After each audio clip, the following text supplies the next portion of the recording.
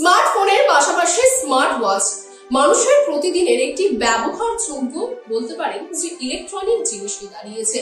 এখন কিন্তু প্রতিটি মানুষ মূলত কম বেশি সবার হাতে স্মার্ট ওয়াচ দেখতে পাওয়া যায়। এখন আর কেউ কিন্তু নর্মাল ওয়াচ হাতে পড়ছে না, সব দিকেই দেখা যায় ফোনের সঙ্গে কানেক্ট করা সেই স্মার্ট ওয়াচকে ব্যবহার করতে। তবে সকলের মতন আপনিও কি হাতে স্মার্ট ওয়াচ পরেন? আপনিও কি স্মার্ট ওয়াচ না পরে বাড়ি থেকে বেরোন না? অফিস থেকে শুরু করে বন্ধু বান্ধবদের সঙ্গে আড্ডা, সব সময় কি হাতে আপনার স্মার্ট ওয়াচ থাকে? কিন্তু অতি দ্রুত কি আপনার সেই স্মার্ট ওয়াচের ব্যাটারি শেষ হয়ে যাচ্ছে? 6 মাস পূরণ হতে না হতে কিন্তু আপনার সেই স্মার্ট ওয়াচের কি ব্যাটারি টিম টিম করে জ্বলছে? এত দামি টাকা দিয়ে অর্থাৎ এত দাম দিয়ে স্মার্ট ওয়াচ কিনেছেন, তার সত্ত্বেও কিন্তু 6 মাসও চলছে না সেই স্মার্ট ওয়াচ। কি কারণে তা তো বলবে, মূলত কি কারণে এই স্মার্ট ওয়াচের এই ব্যাটারি যাতে বেশি দিন চলে সেই পদ্ধতি আছে।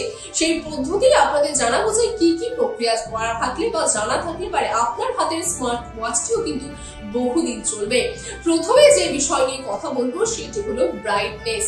অর্থাৎ স্মার্ট ওয়াচে যে ব্রাইটনেসটা অন করা থাকে সেই ব্রাইটনেসটাকে আপনাকে বন্ধ রাখতে হবে।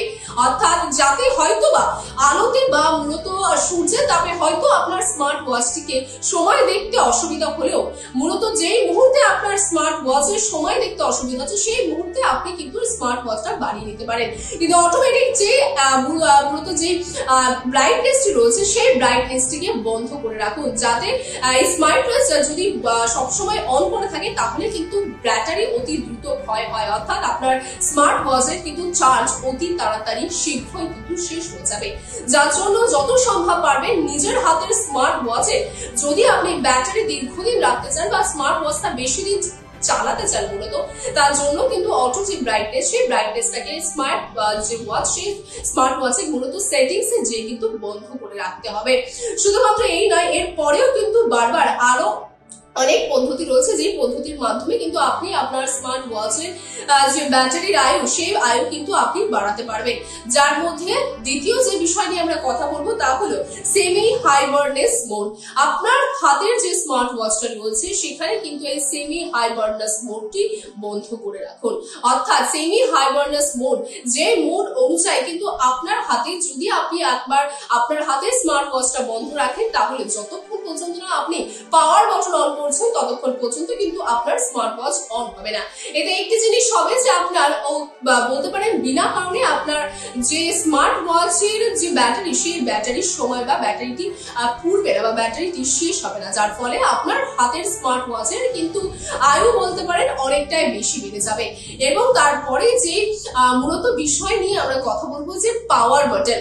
আপনার হাতে যদি আপনি স্মার্ট ওয়াচটা হাতে পরে নেন বা আপনার হাতে এই মুহূর্তে পড়া নেই বা আপনি যদি বাড়িতে এসে গেছেন বা হাতে স্মার্ট ওয়াচটা পড়ছে না সেই মুহূর্তে আপনি আপনার স্মার্ট ওয়াচের পাওয়ার বাটনটা বন্ধ করে রাখুন।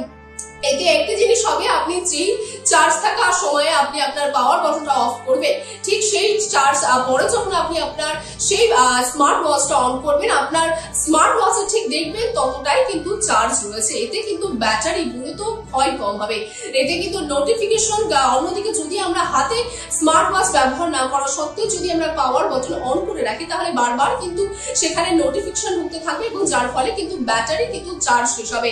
তো সম্পূর্ণ যদি আপনি আপনার ব্যাটারিকে যদি ভালো রাখতে চান স্মার্ট ওয়াচের তাহলে কিন্তু আপনাকে তার পাওয়ার বাটনটা যে মুহূর্তে আপনি স্মার্ট ওয়াচটা ব্যবহার করছেন না সেই মুহূর্তে বন্ধ করে রাখতে হবে। অর্থাৎ স্মার্ট ওয়াচ যদি আপনি আপনার স্মার্ট ওয়াচের মূলত যে ব্যাটারির আয়ু সেই ব্যাটারির আয়ুকে অতি দীর্ঘদিন যদি রাখতে চান বা ভালোভাবে সেই স্মার্ট ওয়াচটা ব্যবহার করতে চান যাতে সেটি দ্রুত নষ্ট না হয় তার জন্য কিন্তু এই পদ্ধতিগুলিকে অবশ্যই ব্যবহার করবেন।